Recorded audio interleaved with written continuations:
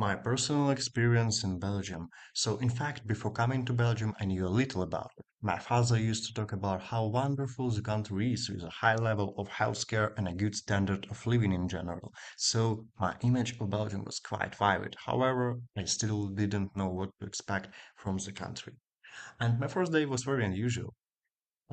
As I explored the city, I began to understand the uniqueness of the place, its architecture, which later reminded me of the architecture in the Netherlands, where I had been passing through. Here are some examples of the buildings that impressed me. All of them was in the were at the city center, and first from the left side is literally city center, a view from my hostel. Apart from the buildings, I also felt the high standard of living in Belgium, which was evident not only in the way people dressed, but also in the prices of products, which were higher than in the Czech Republic.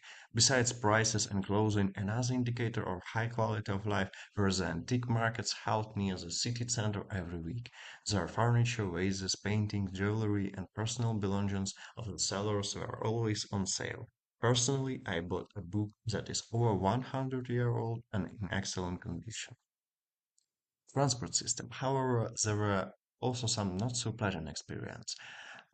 Since in Belgium, most people get around by bicycles, and all the cities are adapted for them with bike lanes and large parking areas. Public transport is a bit more relaxed. For example, a bus or tram may arrive 5 minutes earlier or later, or even half an hour later, and this is considered normal, which was frustrating for me, coming from the Czech Republic, where transport is prices to the minute.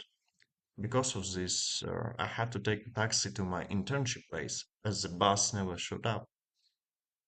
And about my workplace, and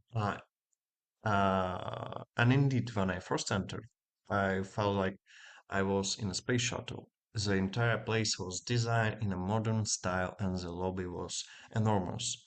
According to my colleges, it's one of the most modern hospitals. As for the work in my department, it also differed from the usual work in the Czech Republic.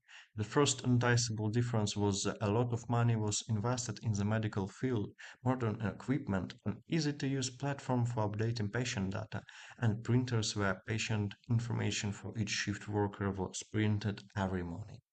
Speaking of the shifts, in Belgium, a normal nurse's shift is 8 hours, not 12 like in the Czech Republic, which was strange for both the Czech and the Belgians. Neither side understands why the other country have such long hours, which I found funny. The main difference in medical system between Czech Republic and the Belgium is, for me, the large number of young workers. Most of the staff were under 30, and there were also quite a few male nurses. But in the Czech Republic, most of the workers are women over 40, so was unusual for me. Also, I guess the high number of male nurses in Belgium, compared to the almost complete absence in the Czech Republic, is the lack of gender stereotypes related to the profession and the higher salaries, which are 30% higher than in Czech Republic. Also, euthanasia is legal in Belgium, and I had the opportunity to witness a patient undergoing this procedure, whom I had spoke with a few days before. And from my point of view, people should have the right not only to choose how to live, but also choose how to die in their wish, because of their suffering. As a conclusion, I want to say that it was also quite unusual for me to see a large number of immigrants from Africa and the Middle East who are not present in the Czech Republic. Because of this, I felt uncomfortable. Nevertheless, I fully understand that people are different in every culture, and I found it easier to connect with them rather than with the Belgians when I worked, perhaps because we were both outsiders.